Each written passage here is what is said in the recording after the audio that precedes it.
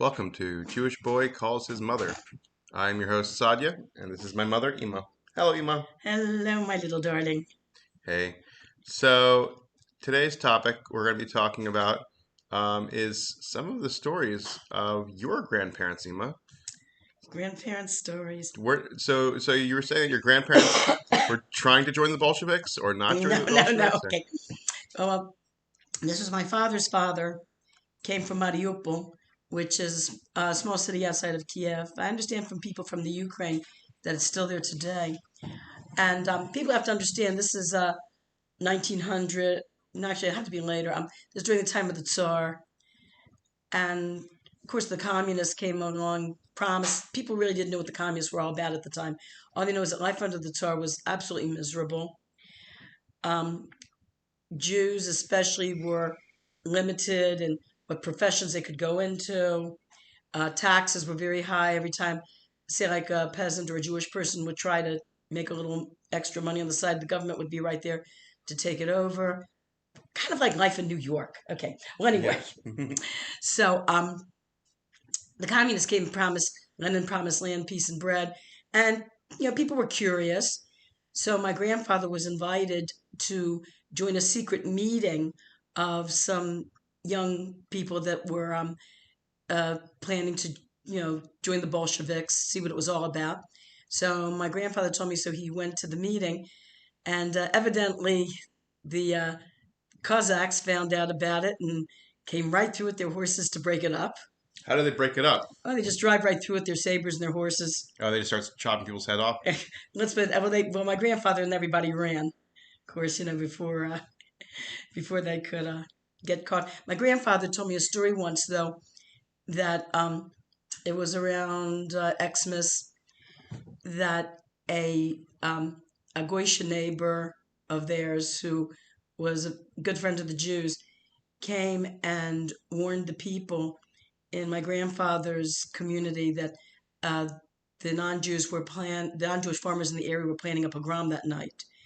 And so, fortunately, my grandfather and his family and everybody, all the families, had time to clear out before the farmers came through with their pitchforks and knives, and thank God nobody was killed because they had time to clear out because of this very nice non-Jewish person who warned them. Now, my mother's mother, came from northern Poland. We mentioned her before. She came from Slutsk. She remembered the Lubavitcher synagogue in Slutsk, Interesting. and she said they were not Chabad. She said they were not Lubavitch. She remembers that very, very clearly. But they did go to the Lubavitcher shul, and the way she described it, I can't get over it. It's almost like 770. Is she said it took up an entire city block. It was a whitish gray concrete building, and inside were wooden benches from wall to wall. And I can't get over. I get it. This is the way Yeah. 770 is Yeah. today. She said she remembers how the clothing that she wore as a little girl and her friends, that because they were Jewish, they were so oppressed by the government. The government made sure that they couldn't really earn a decent living. And she said in those days, gray and black material was cheap. So of course, they made their own clothes out of the cheaper material of gray and black. And she said she remembers walking down the street during the winter and just freezing. They didn't have money to really buy very, very warm fur coats. And she says walking in front of her were these two non-Jewish Russian girls, and they were all decked out. She said they were wearing these really nice, gorgeous white fur coats, and they had muffs and warm boots. And my bubby said that she and her friends sometimes used to curse at them under their breath because here, just because they were Jews, they were starving, they were cold, and here were these very wealthy, non-Jewish Russian girls that were, just dressed in these nice outfits. The funny thing was, when I was a little girl, that's how my mother used to dress me and my sisters. We used to have these really pretty, like white fur coats and fur muffs, and yeah, I guess you could say a lot of, I think it made my bubby very happy to see that her grandchildren were dressed so nicely. Whereas when she was our age, she suffered so much. And she used to tell me that, of course, you heard the story, I think, about my grandfather and her about how in the wintertime, how they had to bring all the animals Yes, into their houses. yes. We had that That's from last story. week's episode. Yes, uh-huh. Um, she came by herself to the United States. She Really? had cousins here in Baltimore, and her sister was going to come with her and changed her mind at the last minute and decided to stay back in Russia I'm assuming she died. because I don't know. My mother said that um, that they had letters. They used to write letters back and forth. And then when World War II came, the letters just stopped, and they assumed, well, it's the war, so communication is going to stop. And then after the war, they tried to resume writing letters, and they got back. The letters were returned with no return. Nobody there. Return to sender. They went to the Red Cross. They contacted the State Department. My mother said they contacted the embassies, and there was just no information. They couldn't. They never found. They never found their aunts and cousins ever again. They don't know. To this day, they don't know what happened to them. What was her last names?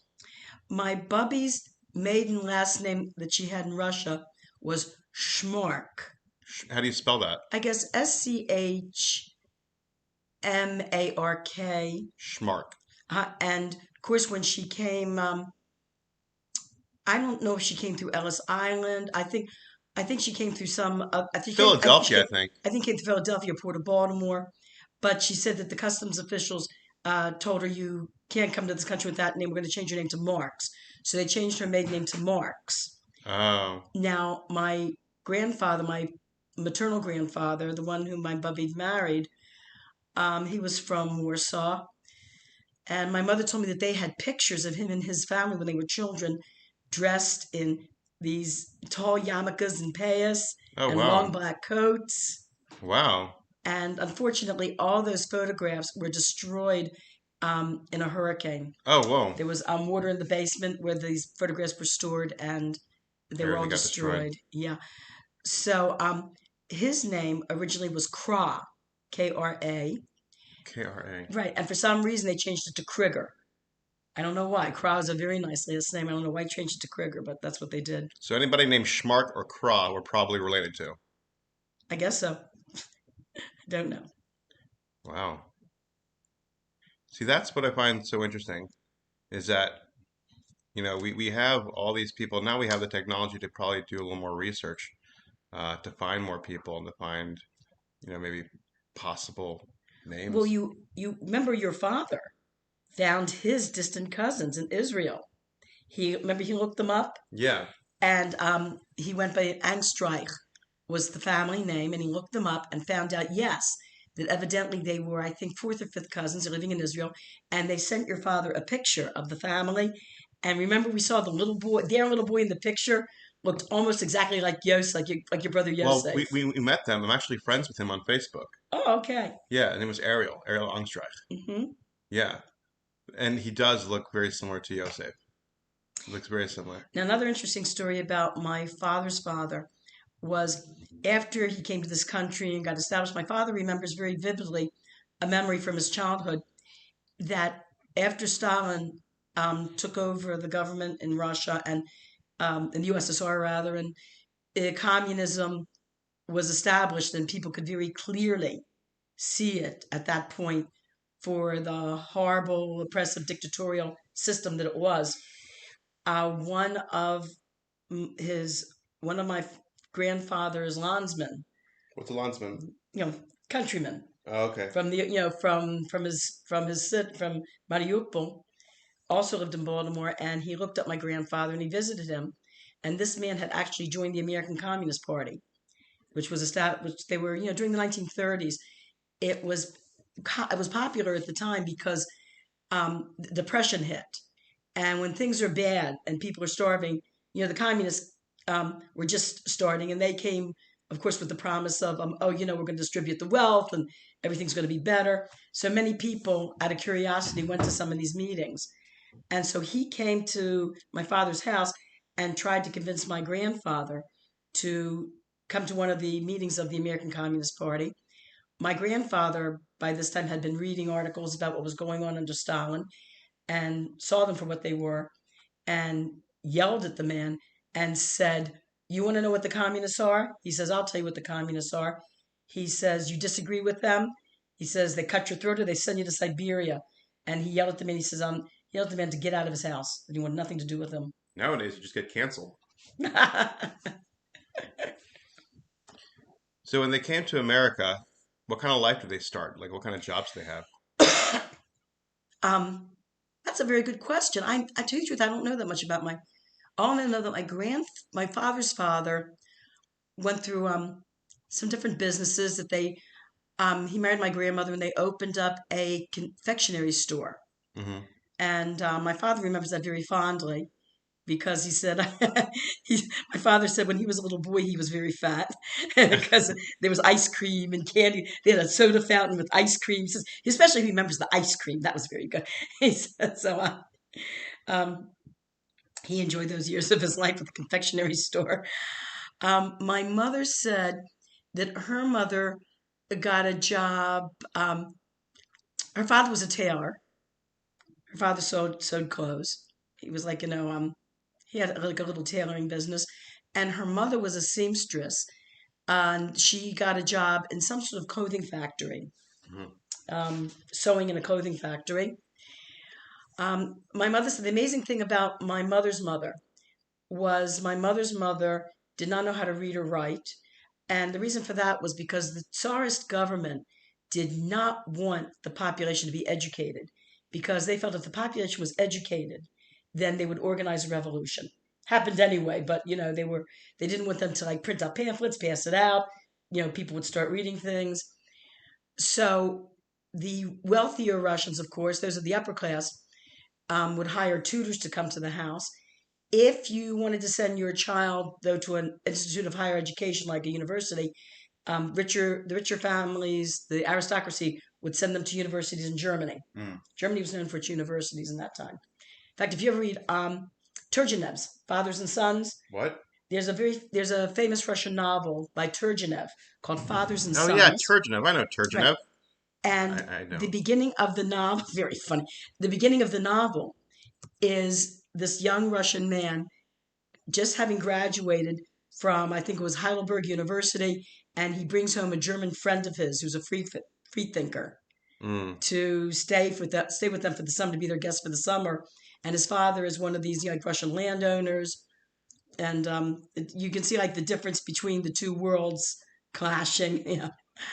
So anyway, so my bubby remembers a story how the daughter of the Parts was the landowner, they owned that land, had come back from one of the universities in Germany and with a group of friends, and she wanted to start a school for the peasant children and teach them how to read. Mm. And so my bubby says she remembers sitting there, this young girl and her friends, young group of young girls, made their own little makeshift classroom, and she was just about to teach them when the Cossacks burst into the room. And my bubby was, I think, like 10 years old. And my bubby describes how she sat there watching how the Cossacks took these young girls and just beat them to death in front of the Wow. children. Jeez. And my bubby seeing that when she was 10 years old. Seeing it 10 years old. But the amazing thing about my bubby, she never learned how to read and write, but she taught herself math. She could look at you. She made me some skirts, she made me some dresses. She could look at you and without a pattern, sit down with the material and just make a dress or a skirt. Wow. Just like that, without a pattern. Do you have any favorite dresses you wore? Well, in fifth grade, we were having a celebration. No, it had to be sixth grade because we'd already moved to the county. We were having a celebration, celebrating the anniversary of Hawaii being admitted as a state. And so we were going to do a musical program, and the teacher told us that she wanted us to see if we could get a hold of some Hawaiian costumes, wear leis or maybe grass skirts. So my bubby made me a muumuu. What's a muumuu? A muumuu is it's a very how can I say it? I'm trying to describe it. It's well, what happened was when the Christian missionaries the muumuu has a whole history. When the Christian missionaries came to Hawaii, the native women were dressed very immodestly. They wore maybe grass skirts, but Ah, they have their they tits hanging out. Who cares? right they were nothing on top. So the Christian missionaries needed to make them a dress that was tsineus but was light because it was hot because of the tropical climate. In other words, they couldn't wear European clothing; that was too hot. So they made these dresses that were light and like they balloon out. Okay, no, I get the point. Get the I idea, get the right? idea. Uh-huh. And they're very comfortable to wear So she made in you a hot muumuu weather. dress. So she made me a muumuu. Yeah. That's awesome. And then later on, I remember when I was in college, she made me this very nice crepe black skirt that I wore when I would go out on dates. It's Nice. very pretty. Then one time, I was starting to get into sewing a little bit, and I forget where I was. I think I was at some sort of oh, I don't know, like rummage sale, and I saw this very pretty red and brightly colored material. Hmm. And so I decided to buy it, and I thought maybe I'll make something out of it. And my bubby came to the house. My bubby lived next door with my aunt and uncle and cousins. So we were often going back and forth between our houses. And so one day my bubby comes into my house, my parents' house, and she sees I've got the material on the table, and she says to me, this reminds me of the material that the non-Jewish Russians used to wear, like the non-Jewish peasants used to wear this very bright material for like festivals. And Hmm. she says, "How would you like me to make you a Russian costume?" I Ooh. said, "Yeah, do it. Great." She made me. It was a gathered skirt and a vest that went along with it. Did you have any pictures? Oh no, I never took any pictures of myself. But there was when I was teaching music in Baltimore City, there was one music lesson I was giving where we had some Russian songs in the music book that I was going to teach the children. So for that day that we were studying, I guess, ethnomusicology. Yeah. So we're studying, folk songs of different cultures. So for the day that we were going to cover Russian culture, I wore that costume to Uh, introduce them to the idea of learning these Russian songs. so until eventually just got, ruined and I don't know what happened to it, man. I think I grew out of yeah, yeah. it. Perhaps. Wide, not tall, wide. Oh wow. That's awesome. So wait, so they own a confectioner store. What was after the confection store? What happened was after the confection store, that's when the depression hit, and uh, I think that's when they started to think in terms of uh, fruits and vegetables and maybe kosher killed chickens. Okay. But my father said when the depression first hit, he says he remembers in the worst part of the depression that at nighttime they would go down to the market in downtown Baltimore after hours, after it had closed. Hmm. They would gather all the discarded, rotten fruits and vegetables that were thrown on the ground, and they would put them in baskets, bring them home, and they would wash them off very well, and then cut off the good pieces and make like a vegetable stew, or they would make stewed fruit. He says that's how Wow. they survived during the depression. Wow. Jeez. I think it taught me a lot because my mother, and like even my mother, and even when times were good in the 1960s, my mother would continue to do that. My father would come home at night, and all the rotten fruit or vegetables that he couldn't sell during the day, my mother would take them. Same thing. My mother did not believe in wasting a thing. She would go through them with this little paring knife, cutting off the bad parts, and she would make this fruit compote that we'd have for dessert. She would add maybe cinnamon, maybe sugar to it, or she would take the vegetables, add them to soups or to stews. Yeah, I think that's kind of like a thing where it's like the Great Depression era kind of parents that kind of started really just save every single penny and still have like money in the freezer or money underneath the mattress. Yes, Did they yes, yes, did yes. your parents have that? No, they did. They had their money in a bank. They did not have it in the Wait, oh, under. did you realize after they passed away that they had multiple bank accounts Oh open? yes. What happened was during the 50s and 60s, you had this amazing economic boom where I remember when Reisterstown Plaza opened. Um, there was one bank that had a groundbreaking ceremony, and they actually had silver dollars buried where they broke ground before they started the real digging, and people were invited to dig up the ground. They gave everybody little shovels, and for promotion, people were invited to dig up the ground to see if they could find the silver dollars. I didn't find any, Oh, but anyway, every time a new bank would open, they would have some sort of deal where if you opened up an account, you could get some dishes, you could get a toaster, you could get a blender, a mix master, something. So my parents, every time a bank would open, they would take you had to deposit a minimum of $100. So they would deposit the minimum in the savings account, and so they could get the kitchen item. And then after they became, they hit like their late 80s, and unfortunately couldn't take care of themselves anymore. And my older sister, of course, took over as the executor. She went into their finances and discovered that they had all these bank accounts in like 10 different banks all over the city. oh, that's awesome. Well, thank everybody for listening. We are out of time. We hope you enjoyed it. And remember, tell a friend. All right. Love you, man. Love you. Have a good Shabbos, honey. Have a good Shabbos.